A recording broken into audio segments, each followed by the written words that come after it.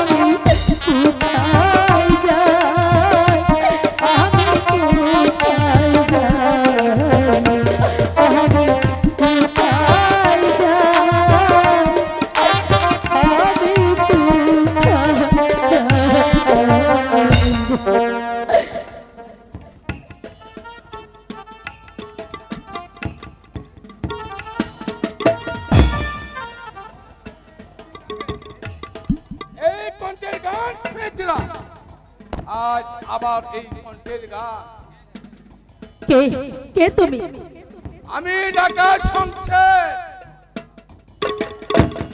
আমার সঙ্গে চলো আমি তোমাকে কুস্তে কুস্তে হরেন হয়ে গেছি তাই তো যখন পেয়েছি আর তোমাকে চলে না না না আমি যাব না তুমি আমার সর্বনাশ করো না আমাকে আমাকে যেতে দাও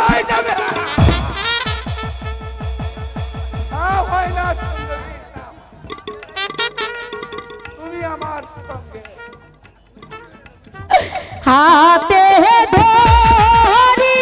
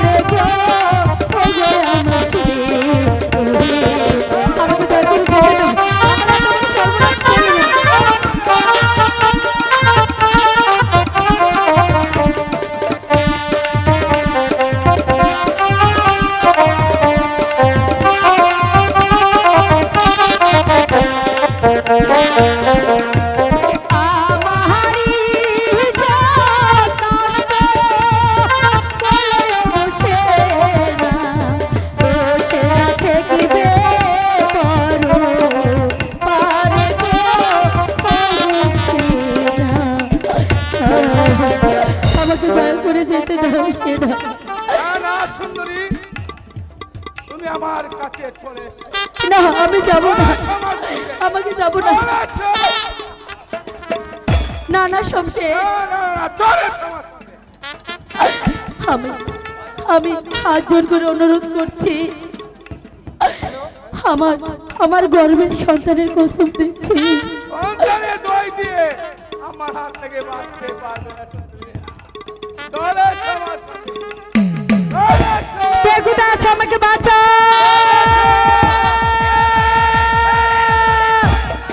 চিৎকার করেছি, ওইনি রে মা, ওইনি, আমি আছি।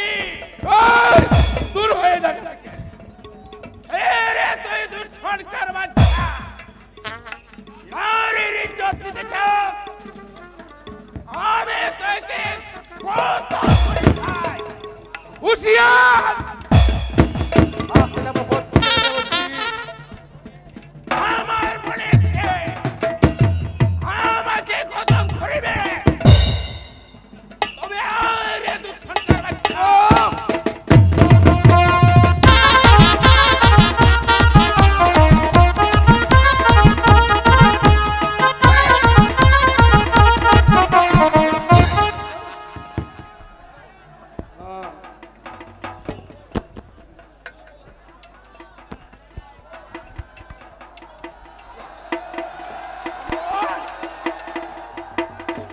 এবারে বল, তোর কি পরীক্ষা মা? বাবা আমি যে এক চাষার মেয়ে বাবা, আমার মনে এসেছিস কাজী, আমাকে বাবা বলছিস? বল বল, তুই মা, তুই আমার মনে এসেছিস মা, তুই আমার ঘরে ছড় মা, তুই আমার ঘরে ছড় মা। ঠিক আছে বাবা, তাই চলো বাবা, তাই চলো।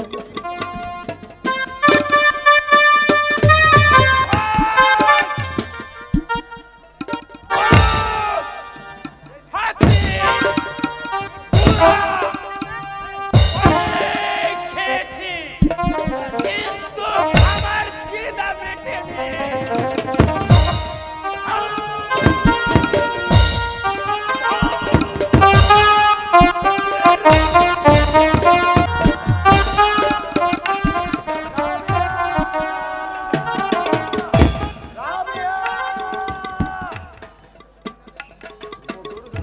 ওই তো আমার রবি আমাকে স্বামী স্বামী বলে ডাকছে। তুমি কি আমার রবি হয় আমাকে ডাকছে? রাবিয়া!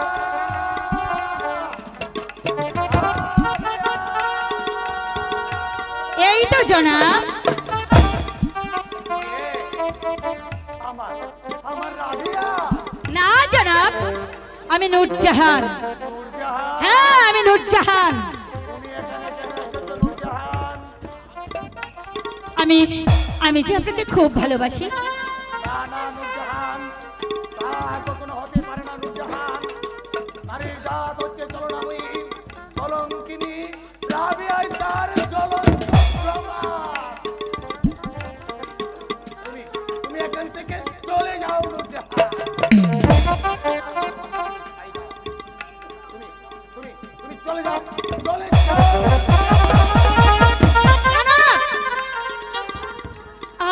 আমাকে আপনি হয়েছে মা নূরজাহান? আব্বাজান, আব্বা হুজুর, এই দেখুন দেখুন আব্বা হুজুর, রাবিয়ার সুখে জাহাপনা যে পাগল হয়ে গেছে। আপনি আপনি পাগলের ব্যবস্থাটা ভালো করে দেন আব্বা হুজুর। মা, তুমি যাও, পাগলের ওষুধ খাচ্ছো, আমি ভালোভাবে। ঠিক আছে আব্বা হুজুর, তাহলে আমি আসি। জয় সেনাপতি গর্জন খা। আদেশ করুন উজির সাহেব। সেনাপতি গর্জন খা। রাবিয়ার সুখে বাবাজি আজ আমার পাগল হয়ে গেছে। তাই তুমি আমার এই বাবাজিকে বন্দি করে অন্ধকার কারাগারে নিয়ে যাও। আমি তাই করছি উজির সাহেব। এখানে কে আছিস? প্রহরী প্রতিহারীকে পাঠিয়ে দাও। কোথায় গর্জন খা? উজির সাহেব বন্দি আমি করো। তাই করছি। বন্দি করো। আমি তাই করছি।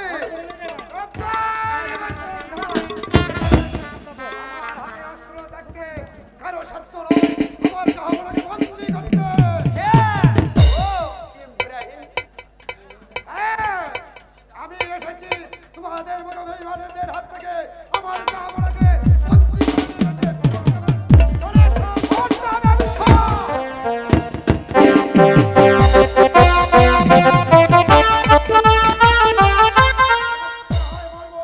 তবু তোমাদের মতো বেঈমানদের হাতে কাহাবলাকে বন্দি করতে।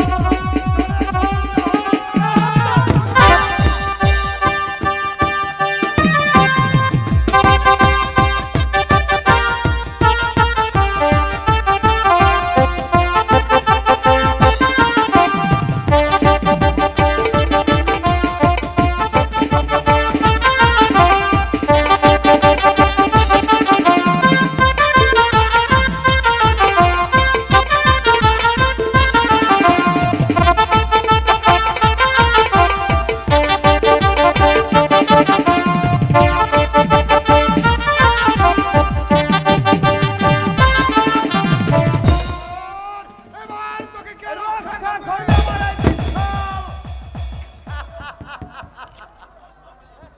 অস্ত্রটা ফেলে দাও বলছে, নাহলে তোমার মাথা ঠায় উড়িয়ে যাবে। গর্জন খা। বলুন উজির সাহেব, বন্দি করো দুজনকে। প্রতিহারী বন্দি করো এই বিদ্রোহীকে। বন্দি করো এই বিদ্রোহীকে।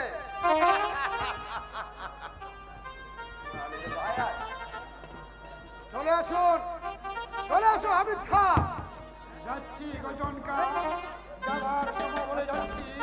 আর যে কৌশলে তুমি আমাকে বন্দী করেছো, শুধু চিরদিন এই কারাগার থেকে মুক্তি পাই, সেদিন সেই হামিদ খা তোমাদের গায়ে চামড়া তুলে আমাদের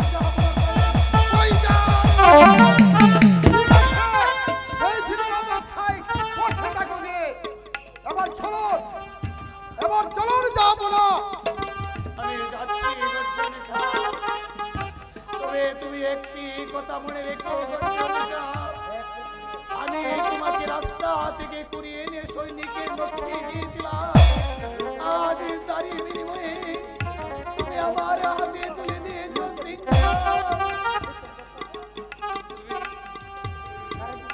ভালোই করেছো গর্জন খা।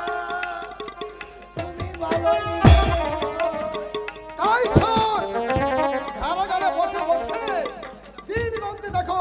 চলুন।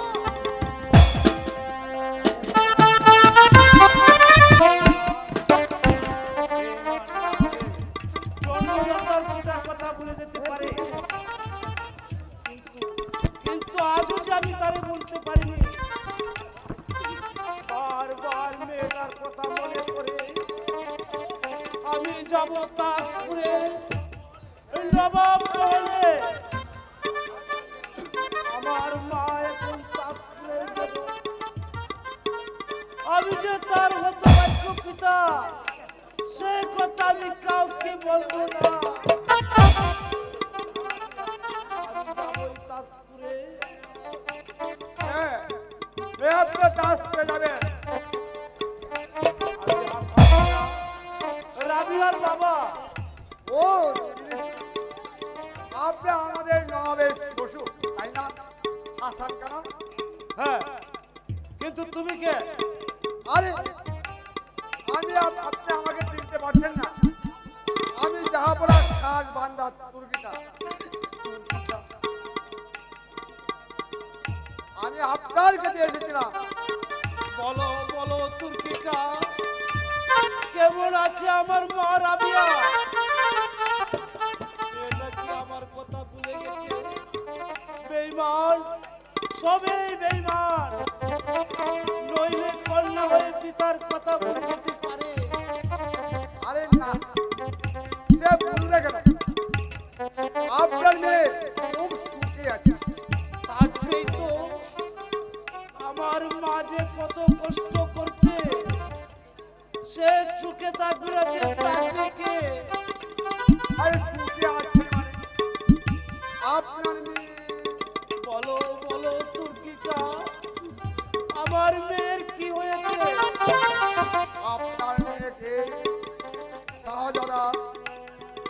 দোষ মন্দিরেছে।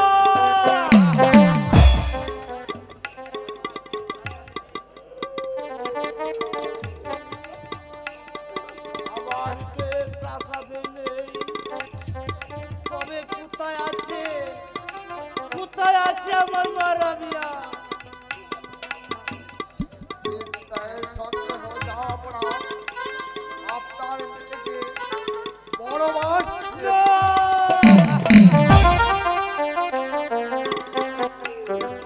আমি কি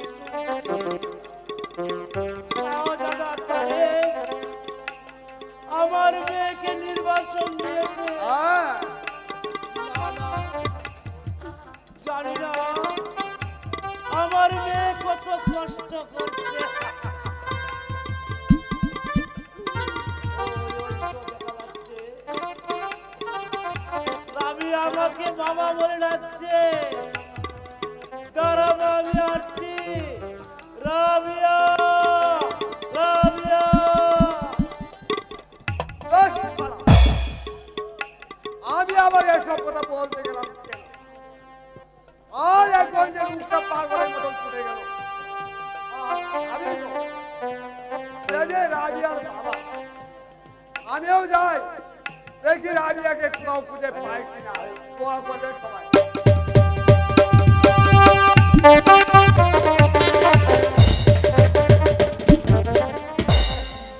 হে খোদা, একই ছিল আমার কপালে খোদা।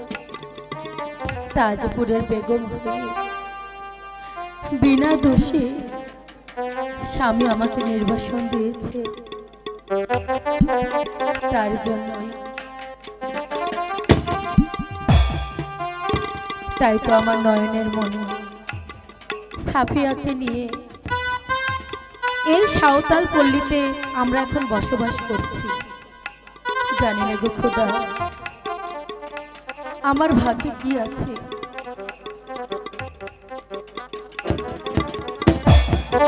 মা, মা গো,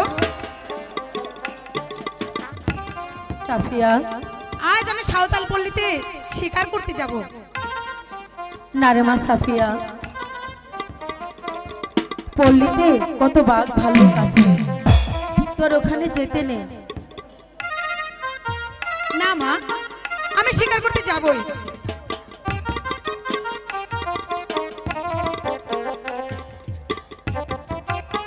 হাই গো আমি তো সাঁওতালের মামা, যাবো শিকারে।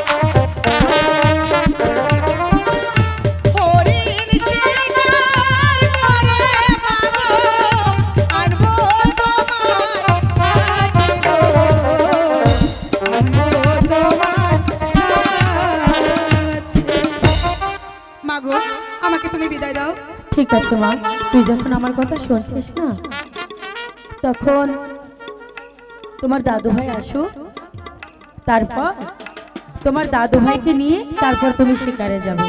ঠিক আছে।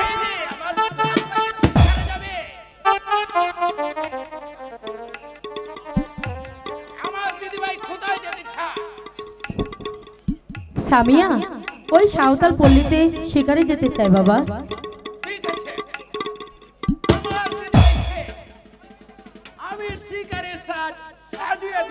সত্যি বলছো? ঠিক আছে, তাহলে চলো দাদু, আমরা শিকার করতে যাব। তুমি আমাকে শিকারের সাথে সাজিয়ে দেবে। চলো চলো।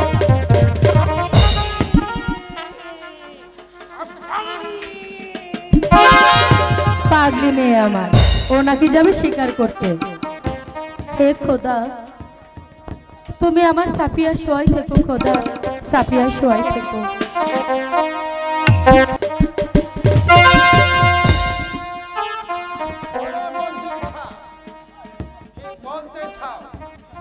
কি আর বলবো উজির সাহেব, আপনি তো বলেছিলেন নবাব তারেককে বন্দী করতে পারলে নূরজাহানকে আপনি আমার হাতে তুলে দেবেন। দেবো বাবাজি, দেবো। তবে সেই সুযোগ এখনো হাতের মুঠোয় আসেনি। আগে তার কাছে রাজযোদ্ধা লিখে নিই।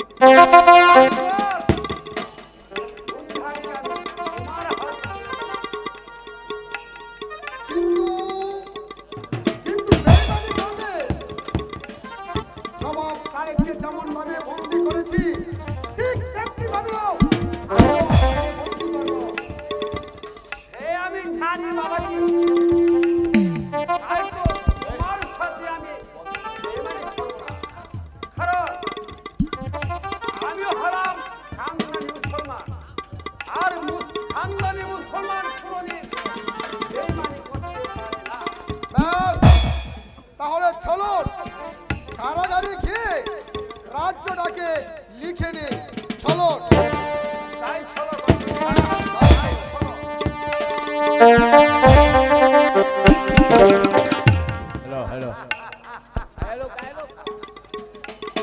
তাই চলো গর্জন খা। আগে রাজযোদ্ধা লিখে নিই, তারপর সুযোগ বুঝে তোমাকেও আমি চিরদিনের মতো এই দুনিয়া থেকে কবে বুঝতে পারবে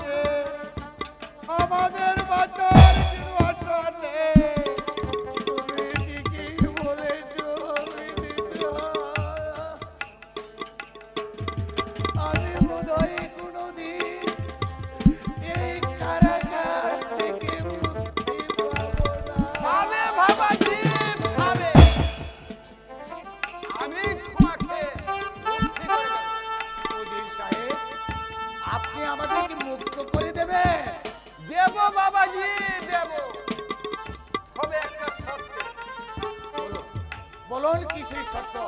বাবাজি, তুমি তুমি আমার একটা দলিল আছে।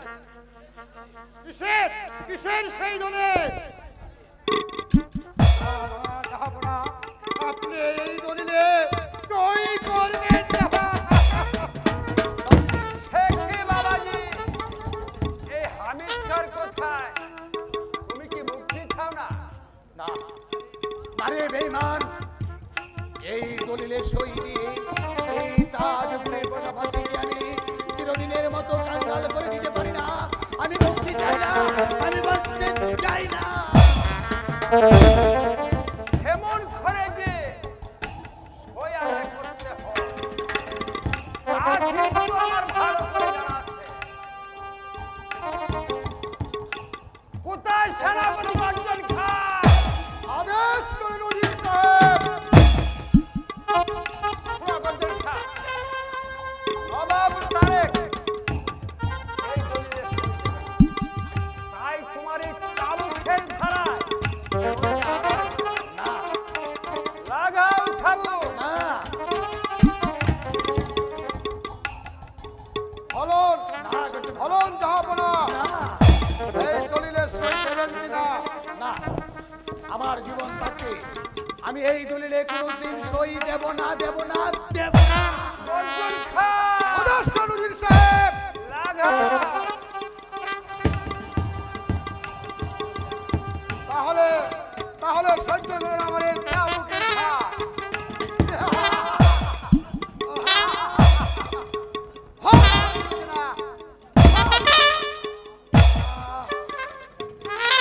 আমি এই চাবুকের আঘাত আর সহ্য করতে পারছি না। হ্যালো হ্যালো তাহলে বলুন দলিলে সই দেবেন কিনা?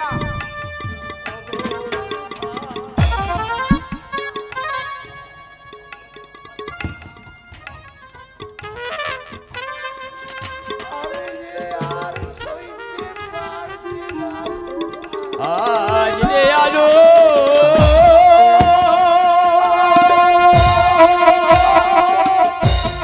কাল রে আদা এই জমিদি কেলা এই জমিদি কেলা আজ রে আলো কাল রে আধার এই জমিদি কেলা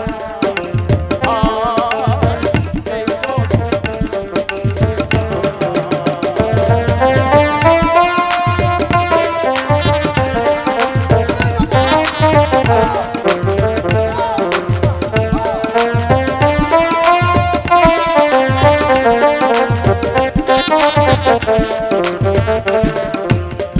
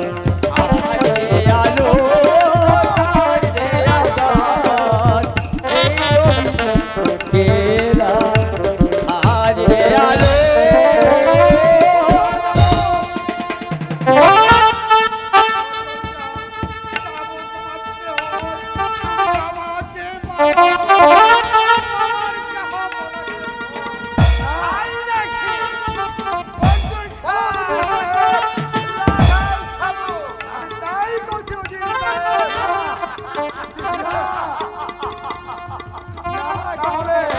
তাহলে সহ্য করো আমার এই চাবুকের গান।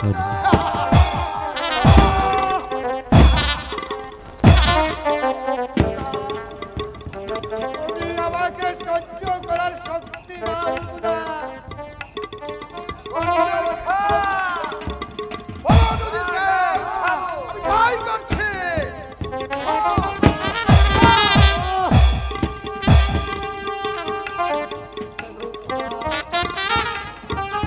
আমি আর সইতে পারছি না। ততক্ষণ পর্যন্ত সই দিতে রাজি না হলে ততক্ষণ পর্যন্ত আমার এই চাবুক অনবরত চলবে।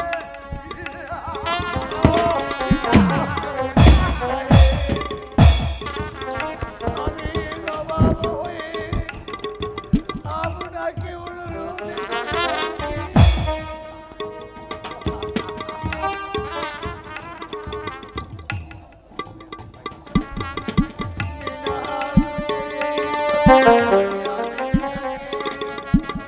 আপনি আর এইভাবে চাবুক মারবেন না।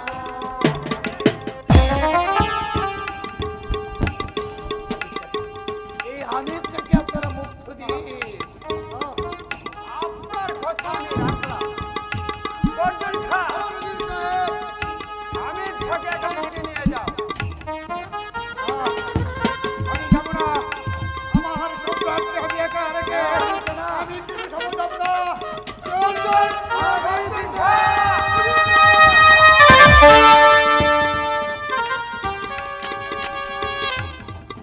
চলো আসো আমির খা।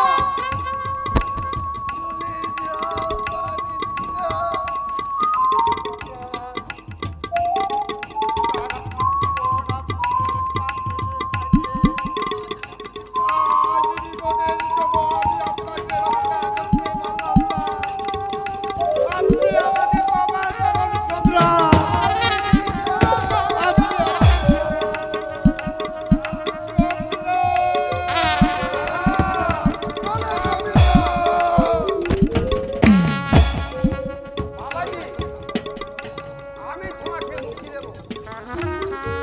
আমি তোমার গা ছুঁয়ে কথা দিচ্ছি। শুধু একটা শর্ত দিয়ে আমি তোমাকে মুক্তি দেব। উজির সাহেব, আপনি যে এত বড় একটা বেঈমান তা আমার জানা ছিল না। বেঈমান! বেঈমান আমি না তুমি। যে পরের কথা বিশ্বাস করে নিজের স্ত্রী ও ভাইকে নির্বাসন